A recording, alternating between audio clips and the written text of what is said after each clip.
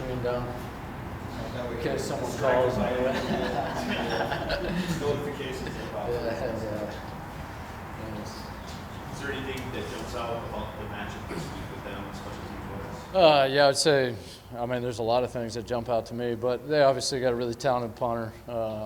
Guy's a great player, man. He can do it all. He can look right and punt left. He can look right and punt right. He gets the ball out wide both directions. He's got all kinds of kicks, and like as you get to midfield, he hits like some spinning kicks and knuckleball kicks and just all the different things. And then not to mention he's obviously, I don't know, like 13 to 22 throwing the football. He's a college quarterback. Guy's a great player, so I would start with that.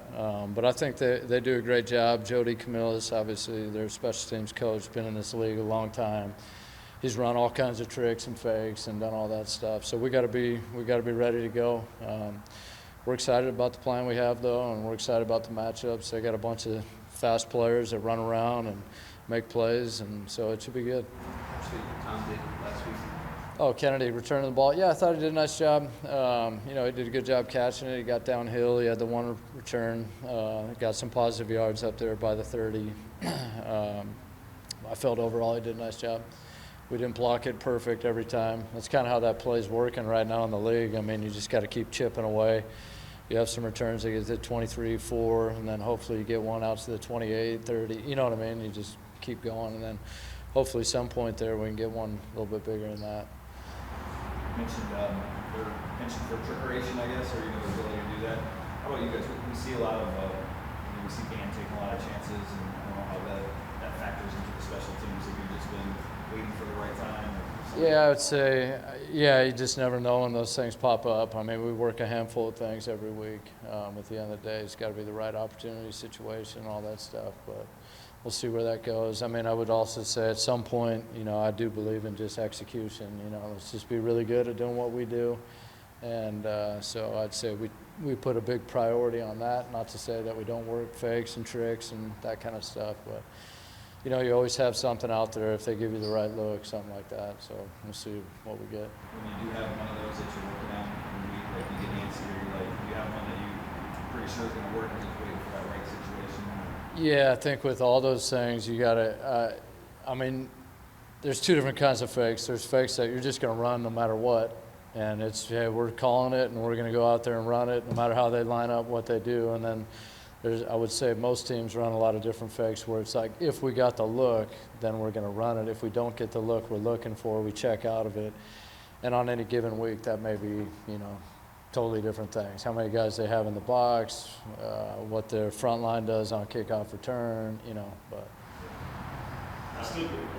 Are you still getting a feel for Jack's range? I'm just curious what goes into the discussions for the delay of games before the picks and just wondering about that. Yeah, no, we just thought he'd execute a little bit better from further back. I'm just kidding. No, it looked like that, but that really wasn't the case on that play. No, I didn't do a good enough job of getting those guys out there fast enough. We kind of went on a delayed cadence on a time where we got out there late, which is really on me. I would say, like in that last game, I take responsibility for that. I'm definitely not happy with that. I came up short for sure, but I need to do a better job with that. I take full responsibility for that one. This was the first week Jamar got activated, and we know that his path to that was via special teams. So where was he when he got in here in the program in terms of those duties, and how have you seen him grow? Yeah, Jamar's like a lot of these college guys who come in here or players who come in here from college. He's a really good running back, I'm assuming, at Oregon State, which is why we took him in the draft. But he really had very little special teams play in college. He's probably one of their best players. They didn't play him out there on special teams a whole lot, so he didn't have a lot of experience coming in. So it's just been obviously a huge learning curve for him getting involved. I mean, I would say he works really hard at it. He comes in, extra meeting time. We took extra time out on the field with him. And I think he's definitely developing as a player, and he's still got, I think, a lot of room for improvement. I think he'd say that too. We were able to get him on 2 units last week. It was both return phases, kick return and punt return. I thought he went out there. He knew what he's supposed to do. He competed. There's things he can still work on and improve. I'm sure he would say the same thing. But I'm happy with his development.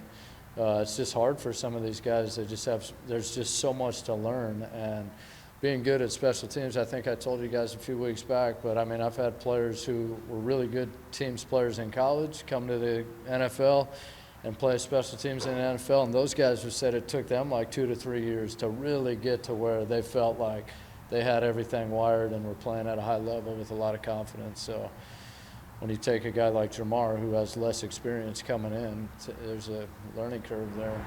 Is it even harder with offensive players? I mean, just because the skill sets are different. Like, how does it work for a wide receiver or a running back from college to being a coverage guy? Yeah, it's a good question. I'd say a lot of times, you know, like if the guy like Godwin, if the guy has defensive background, like maybe in high school he was a defensive player or a two-way player, he played defense and offense, I think those guys have an easier transition for sure.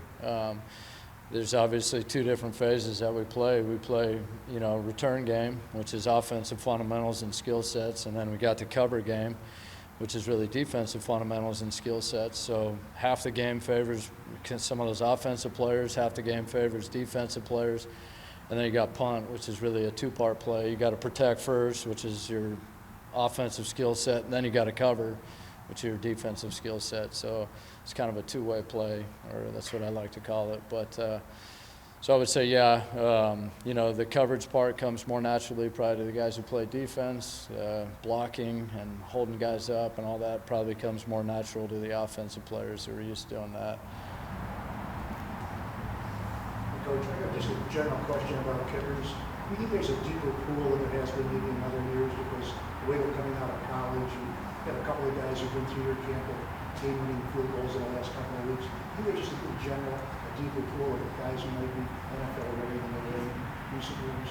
Yeah, I apologize. I can't totally answer that, but I do think that there are a lot of really good kickers out there. I think all these guys are talented. I think, you know, the floor has risen up quite a bit, and I think, you know, even guys who, I mean, the guys who are in this league are really, all of them are exceptional players. And then I would also say, I mean, there's only 32 of them on a team. A few more now with the COVID stuff, so teams are carrying 2 guys or a guy on the practice squad like we are. So there's more guys on a team now than there has been, but at the end of the day, when there's only 32 guys out there playing, that means there's a lot of guys out there not playing. Whereas like quarterbacks, every team has 2 or 3, you know what I mean? So, well, that kicker pool, those guys who are out there are still pretty good. I don't know what the brotherhood's like in the NFL, but so after Wright hits a kick like you did, you text them? Gosh, you know what? I haven't reached out to those guys. I'm terrible at that.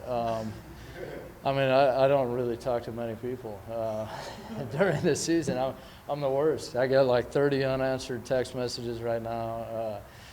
Yeah, I'm just really bad with that, but I would say just in general, I'm really pleased and happy for Wright and Bullock. Bullock had a game winner a couple weeks ago, and I meant to shoot those guys a text and just never got to it. I mean, obviously my priority is really on our football team, and that's really about it. I mean, I get to see my family a little bit there, but I'm just terrible with that. But it's not out of a lack of respect or appreciation for those guys for sure. I mean, I'm super happy for them.